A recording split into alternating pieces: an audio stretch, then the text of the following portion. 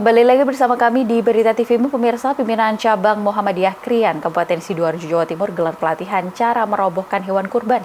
Pelatihan ini sengaja dilakukan agar pada saat penyembelihan bisa dilakukan dengan baik, benar, sesuai dengan syariat agama Islam, dan hewan kurban yang akan disembelih tidak mengamuk.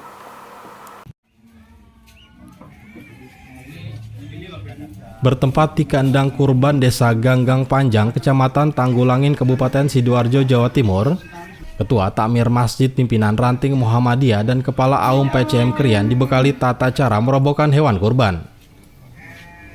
Kegiatan ini sengaja dilakukan agar Takmir Masjid dan Kepala Aum di Kecamatan Krian Sidoarjo mengetahui cara merobohkan hewan kurban dengan baik, benar, dan sesuai syar'i, sehingga pada momen Hari Raya Idul Adha dapat dilakukan dengan lancar tanpa ada korban lantaran sapi mengamuk.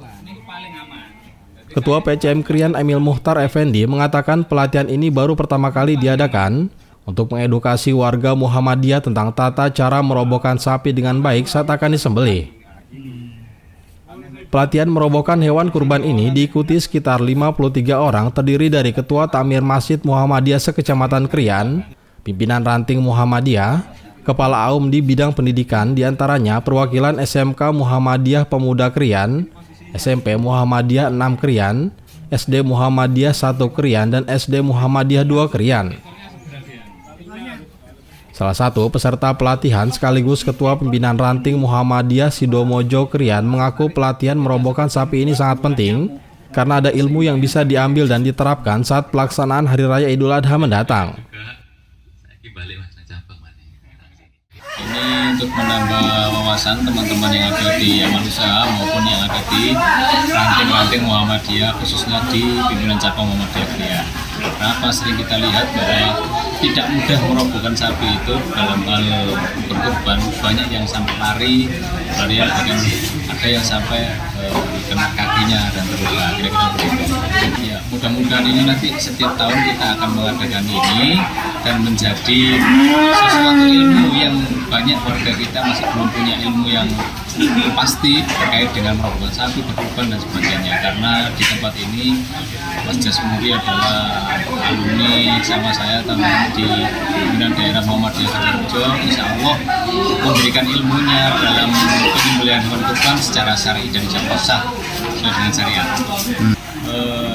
Ini alhamdulillah ya, karena ini baru di tahun pertama, mudah-mudahan nanti ke depan juga menjadi bagian agenda rutin kita, sehingga teman-teman yang ada di ranting maupun di amal usaha sekolah-sekolah mampu melaksanakan kurban secara mandiri tanpa harus memanggil jagal sapi atau apa, begitu.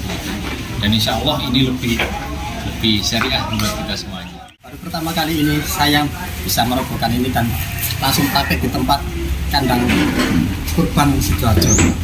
Sebelumnya belum pernah ikut kayak gini, Mas. Ada perasaan dredeg nggak sih waktu merobohkan tadi? Ya, rasa dredeg pasti ada. Soalnya baru pertama kali ini saya praktek di tempatnya.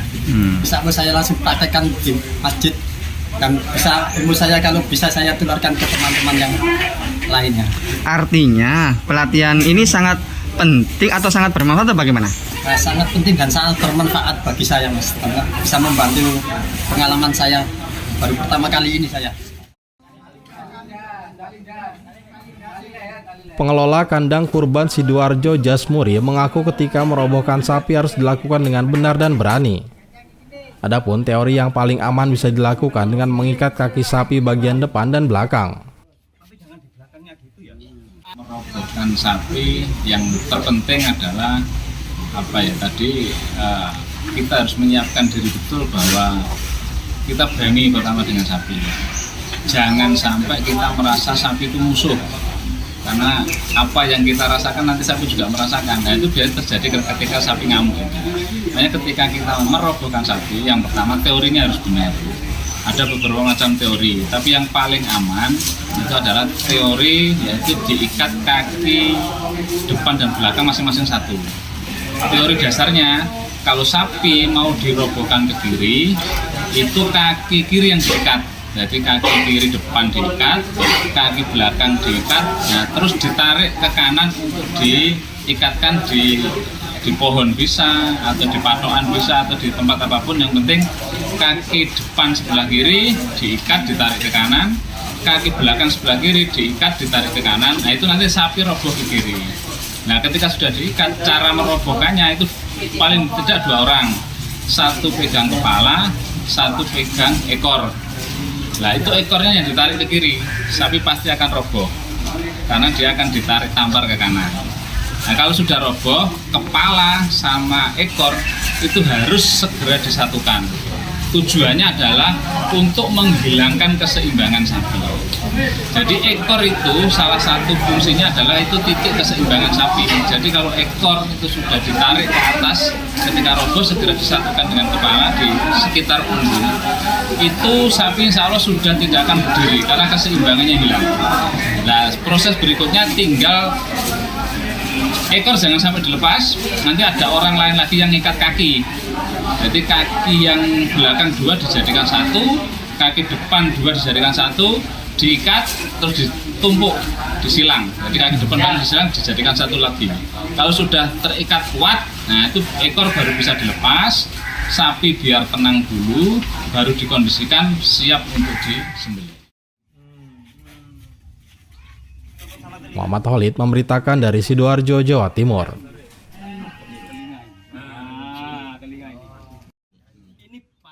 Pemirsa, Sekolah Dasar Muhammadiyah 4 Zamzam Sukodono, Sidoarjo menerapkan pembelajaran full day school agar siswa tetap semangat dan juga konsentrasi selama mengikuti pembelajaran.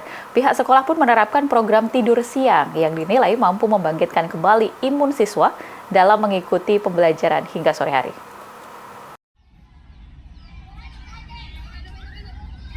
Sekilas tak ada suasana berbeda di Sekolah Dasar SD Muhammadiyah 4 Zamzam, Desa Jemput Rejo, Kecamatan Sukodono, Kabupaten Sidoarjo, Jawa Timur. Para siswa mengikuti kegiatan belajar dari guru masing-masing. Namun siapa sangka di balik kegiatan belajar siswa ada cara unik yang dilakukan pihak sekolah untuk mengoptimalkan konsentrasi siswa hingga meningkatkan nilai akademik, yaitu dengan menerapkan program tidur siang. Para siswa diwajibkan untuk tidur selama 1 jam, yaitu pukul 1 hingga 2 siang, dengan diawasi langsung oleh guru kelasnya masing-masing.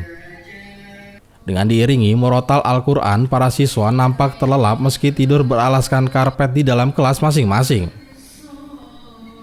Guru SD Muhammadiyah 4 Zamzam Sukodono, Sidoarjo mengaku menerapkan program tidur siang ini pada tahun pelajaran 2023, sesaat sebelumnya melihat kondisi siswa yang kelelahan hingga tak jarang meminta pulang saat mengikuti kegiatan belajar mengajar di siang hari, sehingga pihak sekolah memutuskan untuk menerapkan jam tidur siang.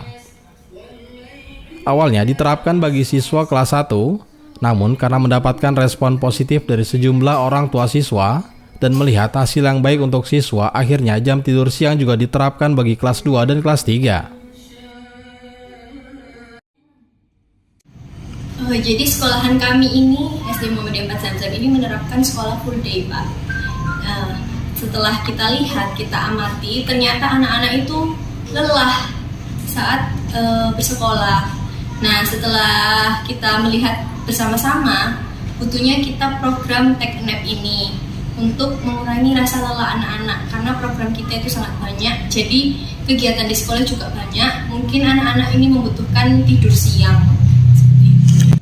Alhamdulillah hasilnya selama ini yang kita lihat di anak-anak itu baik, dalam artian mereka lebih semangat belajar ketika keesokan harinya dan tidak terlalu lelah untuk menjalani aktivitas di sekolah seperti itu. Sehingga orang tua juga menyatakan bahwa ananda ini pulang sampai rumah itu masih segar, masih semangat untuk beraktivitas.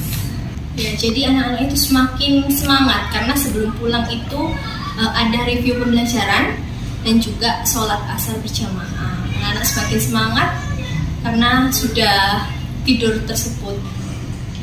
Harapannya semoga anak-anak di sekolah ini beraktivitas belajar dengan perasaan yang senang, bahagia, dan tidak lelah. Dengan diadakan program tidur siang, sejumlah siswa mengaku senang karena dapat beristirahat. Mereka juga dapat berkonsentrasi dan mengikuti kembali kegiatan belajar hingga sore hari dengan penuh semangat. Alhamdulillah, saya tidurnya nyenyak sekali. Saya tidur tidak ngantuk saat belajar. Tambah semangat sekali. Adanya sistem full day school dan program tidur siang ini, pihak sekolah akhirnya meniadakan tugas untuk dikerjakan di rumah. Seluruh tugas harus diselesaikan di sekolah tanpa harus membebani siswa mengerjakan tugas di rumah. Pihak sekolah berharap siswa SD Muhammadiyah 4 Zamzam Sukodono Sidoarjo dapat mengikuti kegiatan belajar dengan senang, bahagia dan tidak lelah saat berada di sekolah, sehingga ilmunya dapat bermanfaat untuk masa yang akan datang. Muhammad Holid memberitakan dari Sidoarjo, Jawa Timur. Pemirsa, sebanyak 1.500 peserta hadiri kajian akbar yang digelar pimpinan cabang Muhammadiyah Laren di halaman Masjid Mujahidin Ranting Singkul. Kegiatan ini menghadirkan Sekretaris Pimpinan Pusat Muhammadiyah sebagai pembicara utama.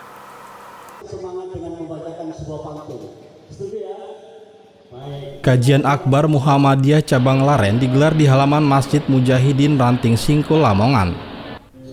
Sebanyak 1.500 peserta hadir dalam acara ini yang terdiri dari jajaran pimpinan daerah Muhammadiyah Lamongan, pimpinan cabang Muhammadiyah Laren, ortom-ortom Muhammadiyah tingkat cabang, dan para pimpinan ranting selaren. Ketua PCM Laren Ahmad Umar menyampaikan pengajian seperti ini bukan pertama digelar, tapi rutin sejak dulu dan cabang Laren punya selera tinggi dalam mengundang narasumber selalu dari pimpinan pusat Muhammadiyah. Warga persyarikatan Muhammadiyah secabang Laren dan khususnya tetangga-tetangga pimpinan cabang Muhammadiyah di sekitar PCM Laren. Acara ini alhamdulillah berjalan dengan lancar dan acara ini memang bersinergi dengan pimpinan ranting Muhammadiyah setempat. Jadi insya Allah berjalan rotasinya berjalan 1 bulan sekali kalau bisa. Kalau tidak bisa memang sesuai dengan selera dan fleksibel saja jadwalnya. Dan pembicara itu tergantung dari pimpinan ranting Muhammadiyah setempat. Kita hanya memfasilitasi sebagai pimpinan cabang Muhammadiyah Laren, mintanya dari mana kita fasilitasi. Jadi itu diantaranya bisa berjalan dan memang ini sudah berjalan sekitar 7 tahun atau 8 tahun. Pengajian Muhammadiyah, kemudian pengajian pimpinan dulu namanya, kemudian kita rubah menjadi pengajian Muhammadiyah secabang Laren yang menghadirkan rata-rata itu adalah pimpinan pusat Muhammadiyah, pimpinan wilayah Muhammadiyah, ada yang pernah dari Jawa Tengah, dari pimpinan wilayah Jawa Tengah. Itu diantaranya yang sudah berjalan dan alhamdulillah ini menjadi ajang silaturahim kaum muslimin di cabang Laren, di sekitarnya cabang Laren juga, sebagai ajang silaturahim supaya kita dipanjangkan umurnya oleh Allah Subhanahu wa taala dan diberi rezeki oleh Allah Subhanahu wa taala, karena kita harus menjalin silaturahim sesama kaum muslimin, khususnya di Persyarikatan Muhammadiyah dan warga Nahdlatul Ulama yang sering kita undang juga. Mudah-mudahan bisa punya inspirasi bahwa kita ini harus bersatu padu untuk membangun Islam kita bersama-sama. Dalam kesempatan yang sama, Ketua Pimpinan Daerah Muhammadiyah Lamongan Sodikin menyampaikan gagasan strategis untuk keberlanjutan Muhammadiyah. Sodikin, Ketua PDM Lamongan, menyampaikan 2 kunci agar Muhammadiyah bisa tetap eksis, yaitu kolaborasi dan kaderisasi. 2 hal ini harus berjalan seiring untuk menjaga Muhammadiyah tetap survive dan sustainable. Terima kasih kepada Pak Dr. Sayuti PSD, Sekretaris Pimpinan Pusat Muhammadiyah, yang hari ini sambang kepada jamaah di Ranting Singkul PCM Laren.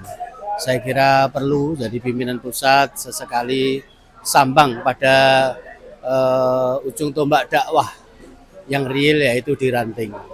Dengan begitu akan nyambung antara program dari pusat dan implementasinya di Ranting, juga akan tahu apa yang menjadi permasalahan di Ranting secara realnya seperti apa, sehingga dalam menentukan public policy-nya ke depan untuk pengembangan Muhammadiyah menjadi tepat. Sementara itu, Sekretaris Pimpinan Pusat Muhammadiyah Muhammad Sayuti mengajak seluruh jamaah untuk terus mensyukuri nikmat Allah dan mengutamakan ilmu pengetahuan dalam bergerak bersama Muhammadiyah. Muhammad Sayuti berpesan pentingnya mengedepankan ilmu pengetahuan karena Muhammadiyah menghargai ilmu untuk mencerdaskan dan memajukan umat, Kalau lemah ilmu, umat Islam akan tertinggal, khususnya warga Muhammadiyah. Alhamdulillah pada hari ini saya bisa menghadiri pengajian yang diselenggarakan oleh PRM Singkul, PCM Laren, Kabupaten Lamongan. Luar biasa, audiensnya, jumlahnya, antusiasmenya datang dari jauh-jauh, pakai odong-odong, pakai bak terbuka untuk ngaji. Ini sebuah tradisi yang sangat bagus di Muhammadiyah, untuk terus ngaji untuk meningkatkan ilmu pengetahuan. Karena dari ilmu itulah, dari ngaji itulah Muhammadiyah, umat Islam akan maju. Kalau lemah ilmunya, lemah teknologinya, maka umat Islam akan tertinggal. Karena itu, saya tadi menyampaikan bahwa semangat investasi bidang ilmu, sekolah setinggi-tingginya S1, S2, S3 di seluruh penjuru dunia harus menjadi spirit dari Singkul ini agar umat Islam mewarnai dunia. Islam sebagai rahmatan lil alamin. Kajian ini menjadi bagian dari upaya konsolidasi dan pembinaan ideologis bagi warga Muhammadiyah di tingkat akar rumput.